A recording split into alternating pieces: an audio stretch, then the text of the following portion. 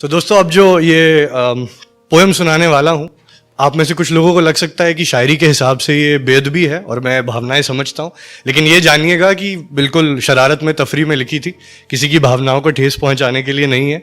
और जैसे अंग्रेजी में कहते हैं ना, वो थोड़ा चिल करके सुनिएगा, ठीक है। तो अर्ज करता हूँ कि मोहब्बत में कुछ ऐसा भी होता रहा है मेरे साथ, दिल चीरा गया है और सूली पे चढ़ाए गए हैं मेरे जज्बात, और एक बेगैरत के दिन खूबसूरत बनाते बनाते रोई है मेरी हर रात। शायरी तो महज एक बहाना है यारों, तुम महसूस करना मेरे दिल की बात।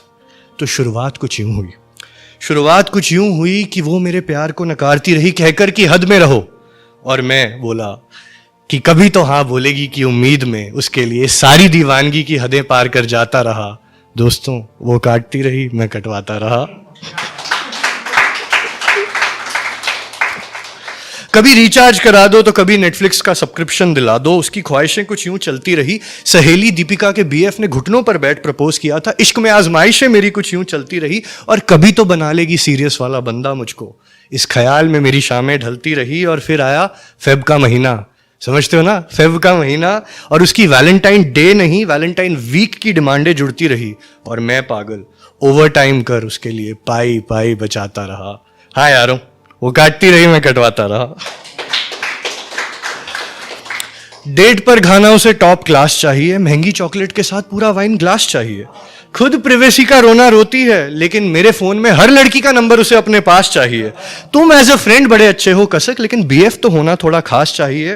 पर फिर भी मेरी शिद्दत देखो दोस्तों, मेरी शिद्दत देखो कि उसे स्विगी से सुशियां मंगा के, अपनी जेब को जला के, मैं घर बैठ मम्मी की बासी पीली दाल खाता रहा।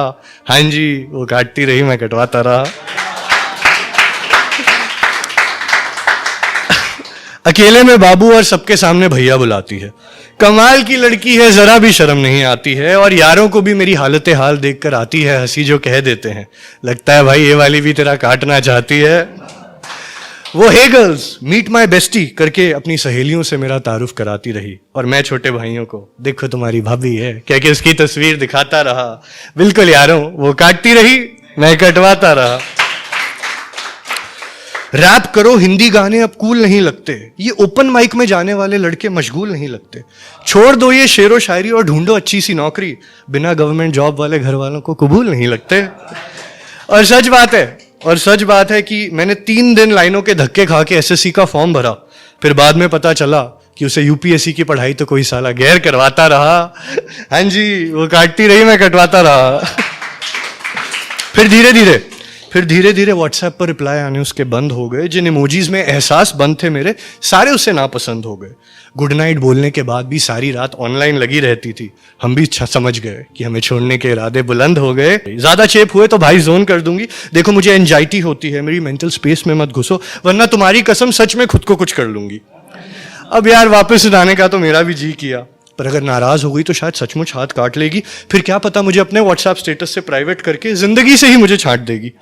मैं चुप कर बार बार खुद को ये बेफिजूल बातें समझाता रहा। दोस्तों वो काटती रही, मैं कटवाता रहा। अब उसे महीने में एक बार मिलना भी खलने लगा था, मेरा दिल बेचारा टूटकर पिघलने लगा था। एक आता था लाल मर्सिडी वाला, उसके जो दरवाजा खोलने की फिराक में था, उस बावड़े संग देख अपनी जान को, मेरा खून खोलने लगा था। और he is like a bro, तुम तो बेस्ट फ्रेंड हो, he is just a beginning, तुम तो फॉरएवर एंड हो। कितना शक करते हो यार, थोड़ा तो ट्रस्ट करो, अब नहीं चलेगा, अब बस करो। तुम्हें क्या मतलब मैं कहां जा रही हूं, मेरी लाइफ मेरे डिसीजन, एज अ फ्रेंड बाहर जा रही हूं। देखा यारों, कल तक जिसे कहा था ब्रो, वो आज फ्रेंड बन गया है। मैं छाती पीटता हूं, तुम भी हंस हंस कर ताली बजाओ। इस कहानी में भी एक भोले भाले आशिक का पागल बन गया है।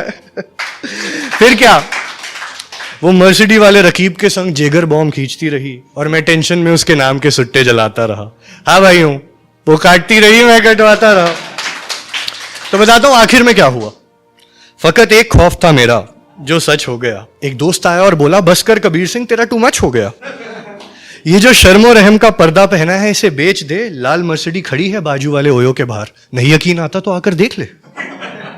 मैंने भी बुलेट पर किक मारी और एक्सीलेटर पर हाथ घुमाया, पहुंच गया होटल के बाहर और रकीब की मर्सिडी पे बदन सटाया। भरी आंखों से अश्क पोंछ कर मैंने उस बेवफा को फोन मिलाया, और वो फोन काटती रही। वो फोन काटती रही, मैं रीडायल बटन दबाता रहा, दिल अंदर ही अंदर रो रहा था, लेकिन सख्त बनकर साथ खड़े यार को हंसाता रहा और उसके बेवफा होने के ख्याल को बड़ी ही शिद्दतों से भुलाता रहा। और आखिरकार खुदा ने अपना पहिया मेरे पक्ष में घुमाया।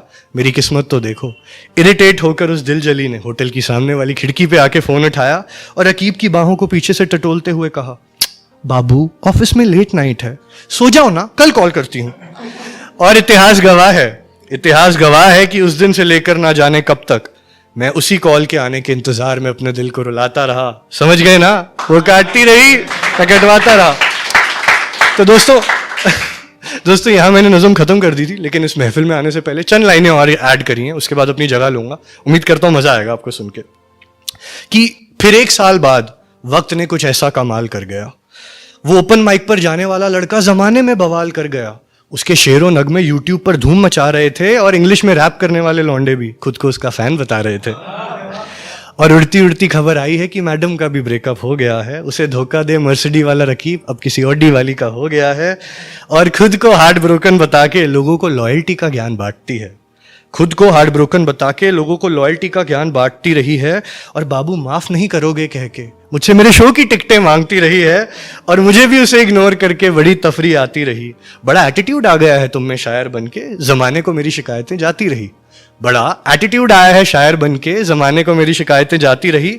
और उसने नया पैंतरा ढूंढ लिया है मुझे बदनाम करने का आजकल।